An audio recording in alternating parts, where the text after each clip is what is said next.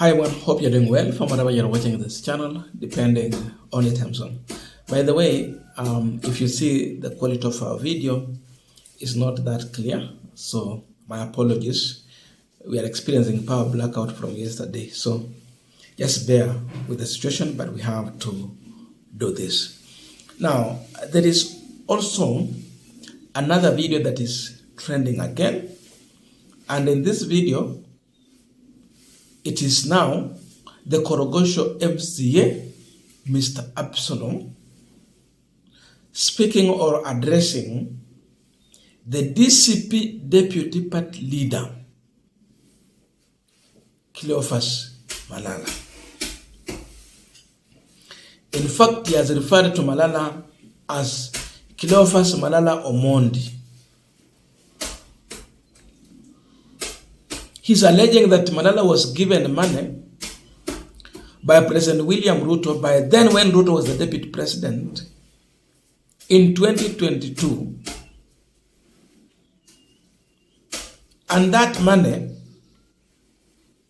Malala diverted the intended work. According to Absalom, the money was meant for campaign. Malala diverted the money to go and build a house. So he put up a house in Kakamega. His warning is that they are coming to dismantle that house and take Ruto's money.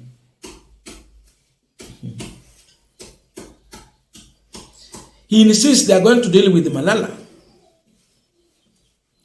So his conclusion is that instead of going to campaign for the governor position in Kakamega, that means Malala was given money for the campaign for the governor.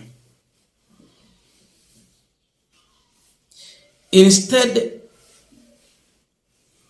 he went and put on a house, and the Fernandez brother campaigned in Kakamega and defeated Malala.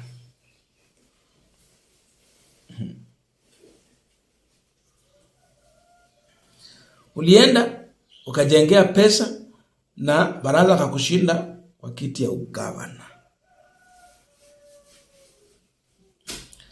So this is Absalom speaking so in a way that is so defensive to the government of the day, but a serious warning and a threat to Cleophas Malala and his family. Watch this video. Nataka niambie Cleophas Malala Omondi, wewe ulipatiwa pesa na William Ruto kucampaign, ukaenda huko Kakamega ukatengeneza nyumba. Tutakuja kubomoa hiyo nyumba na tuchukue hiyo pesa ya William Ruto. Wewe ni blood fucking Cleophas Malala, and we are going to deal with your party leader. Deputy party leader gani? Deputy party leader gani? And we want to tell Cleophas Malala hiyo nyumba tunakuja kuibomoa yenye ulipatiwa pesa na Ruto, ukienda kubroke state house, badala uende ukampeni uchukue kiti ya governor, wewe ukakimbia ukaanza kutengeneza nyumba, ukaangushwa na baraza. Ya mwisho na kumalizia, sisi tuko kwa broad based government, we are going to form the next government with William Samoei Arap Ruto. Ule anafila wezi, wewe kanyaga kubwa kubwa. Maandamano, enda chukua nyanya yako upeleke huko. Now, is it true that Malala put up a house in 2022 during the campaign? Is there a house that Malala did? That is the question we are asking ourselves today to understand what Korogosho MCA is trying to portray here. Again,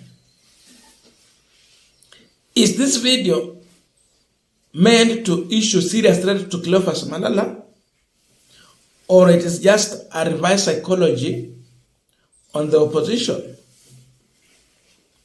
Because the video is just coming timely in a situation where there is a lot of question mark on Malala influence or presence in the opposition, the united opposition. So is there such a plan just to play a reverse psychology on Kenyans and the opposition? Or indeed it is true, it is real, these guys are here to intimidate Malala? These are the questions that I would want us to ask ourselves and again try to respond to. But before we go deep into that discussion, I have a quick and humble request. For those who are watching the channel and you have not yet subscribed, please consider subscribing. To our returning subscribers, I must say thank you so much. And again to all our viewers, please give this video a thumbs up. Thank you so much, and back to our discussion. Now, at first place, it is true, President Ruto gave Malala money to campaign for Kakamega gubernatorial seat. There was a negotiation because Ruto had a candidate, Boni Khalwale. Mudavadi had a candidate, Cleophas Malala. All of them wanted to vie for Kakamega governor seat. Through the negotiation, it was agreed that the Senate seat be supported and given to a UDA person, Boni Khalwale. Then the governor be given and supported to an ANC candidate, Cleophas Malala. Because Ruto knew a win for ANC was a win for UDA, he supported Malala so that ODM is not getting anything. So, from that position, it is true Malala was sponsored by both William Ruto and Musalia Mudavadi in Kakamega's campaign. That's a reality. But it is true. Is it true that Malala was putting up a house at the same time? In my view, I checked the campaign, how Malala was running his campaign. He would even go back home and lead from home. I was able to see two houses. One, a storied building. The other one, sio ya ghorofa vile. Na mpaka saa hizi nadhani kuna hizo nyumba mbili. There is the one that Malala built when he was an MCA. There is one that he put up when he was a senator.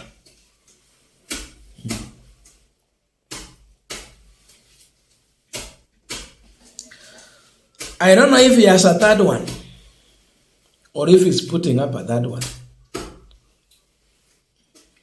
But there is a story that was told by one, Rashid Echesa, how he took Malala to President William Ruto. By then, when he was the deputy president, and Malala was just a mere MCA. He connected Malala to Ruto. And Ruto helped him to put up his house. That he had started building the house, but he did not have money to finish the house. So he went to Ruto akampea pesa, akamalizishia kujenga nyumba. Ile nyumba yake ya kwanza. That story is public story. By then Malala was not with William Ruto. Alikuwa na ANC. Kwanza alikuwa ODM MCA, kakuja ANC hapo. Wakijenga ANC. So yes, Ruto helped Malala to put up a house. Lakini yeye anasema alipewa pesa ya campaign aka divert the money to build a house. That one is fake, is a lie. Absalom is lying. Malala had already put up a house when he was a senator. And when he was campaigning, he used to come from that house. Akiambia watu najua niko na boma ndio yeye akienda campaign. A very nice house. An expensive one.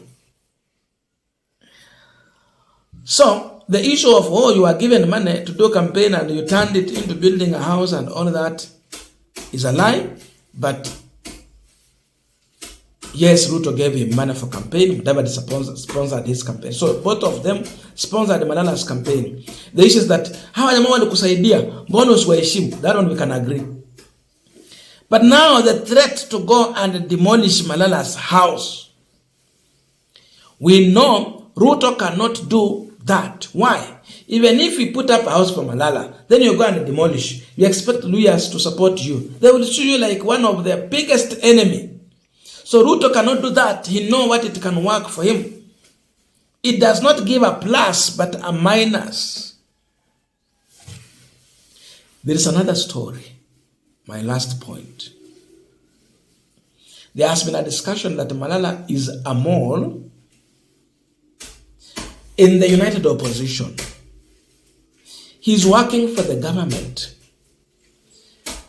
I've been asking myself very many questions. What made Malala to dump UDA party, a bigger position of a whole CS who sit in the cabinet? In fact, a whole, not CS by the way, a whole Secretary General who sits in the cabinet. He was made, Ruto was trying to make him a CS without a portfolio. Just like what we had with Raphael Tuju. Tuju was a CS without a portfolio. Alikuwa anakaa pale kwa cabinet. Lakini akakuwa ni Secretary General wa Jubilee. Ruto was trying to do that to Malala. Anampea hiyo wadhifa. What made Malala just to walk out? Was it a plan? Because he had a salary, allowances and all those. Lakini akaanza tu kupiga vita huko, akatoka akaanza kuungana na Gachagua. How? When Ruto realized that he will not work with Gachagua and they will remove him, was it a plan that he tagged Malala to Gachagua so that Malala becomes his person to give him that critical needed information in the name of fighting Ruto and standing with Gachagua? There is that probability. So there are leaders who are seeing Malala as a mole inside the united opposition. And therefore, to try and reassure these people that muko na Malala yuko na sisi, you can engineer such kind of a war on Malala. So they might just be playing a reverse psychology on the opposition to think that even Malala is facing serious war and serious threat. So they have to come in and defend Malala, stand with him, and really treat him like one of their own. So Mawana, it has just come at a time when Gachagua has made changes to make Senator Methu Secretary General of DCP. Mbona hiyo nafasi hawakupea Malala? Wakasema Malala akue deputy party leader and all that. So Ruto's people would just be playing a game to reassure the opposition on Malala being one of them, when indeed he is a Ruto's person. So it can be a way of trying to protect Malala within the opposition. I don't know if this, but please let us know in the comment section to continue with our discussion. Thank you so much and see you in our next video.